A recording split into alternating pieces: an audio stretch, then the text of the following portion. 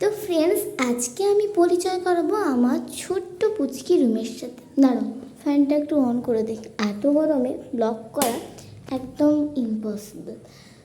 যা লো ভোল্টেজের মনে হয়। আসলে বৃষ্টিটা হচ্ছিল, তো তখন হচ্ছে বৃষ্টির জন্য আমি ব্লগ করতে পারিনি। আর আজকে আমার খুব ইচ্ছে ছিল বৃষ্টির একটা ব্লগ করবো, বাট এতই বৃষ্টি হয়েছে যে ব্লগ করাই হয়নি। তো আজকে ভাবলাম যে আমার রুমটা তোমাদেরকে দেখাই। তো এটা হচ্ছে খাট, মানে যেখানে আমি পড়তে বসি। আমি শুধু এখানে অঙ্ক পড়াতে এলেই পড়তে বসি। তো এখানে সব বই টই দেখো ছেঁড়াছেড়ি হয়ে পড়ে আছে। আসলে পরীক্ষার জন্য আমি উপরে পড়তেও বসি না। তো হচ্ছে দেখো আজকে ওয়েদারটা ভীষণ ছিল। তো জানলাগুলো দেখাই কোথা দিয়ে কী দেখা যায়। তো এখান থেকে খুললে একদম আমাদের বাইরে লোকালয় দেখা যায়। আর রাত্রিবেলা না ভীষণ সুন্দর লাগে, যখন মানুষজন যখন যায় লাগিয়ে দিই বাবা কোথায় কী হয়ে যাবে। তো হচ্ছে বৃষ্টি হয় তো ছিটকাটে। এবার হচ্ছে দেখো এটা দিয়ে আমাদের দেখা যায়, বাট একটা জানলা দিয়ে না আমাদের রাস্তা পুরোটাই দেখা যায়। মানে রাস্তায় কোন লোক যাচ্ছে না যাচ্ছে সেটা পুরোটাই দেখা যায়, ঠিক আছে। কিন্তু এই জানলাটা দিয়ে মনে হচ্ছে একটু বেটার দেখা যাবে। হ্যাঁ, এটা দিয়ে পুরো বেটার দেখা যায় যে কোন লোক যাচ্ছে না যাচ্ছে।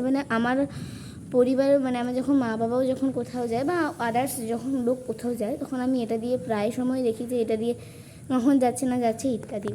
তো এটা আমার রুম, আর এটা আমার পাশে না বলবো না, এটা তোমরা গেস করো যে এটা কার রুম।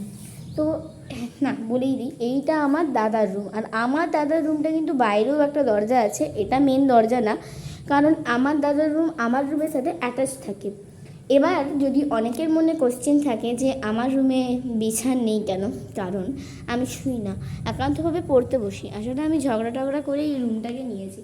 মা বলেছিল বড় হওয়া একটা রুম পাবি, কিন্তু আমি সেখানে ঝগড়া করে এই রুমটাকে নিয়েছি। তো হচ্ছে এটা আমার রুম। আর এখানে ব্যালকনি থাকে, রাত্রিবেলা এখানে পড়তে বসলে ভালোই হয়। এবার আমি পড়ি না রাত্রিবেলা, ভীষণ ভয় লাগে।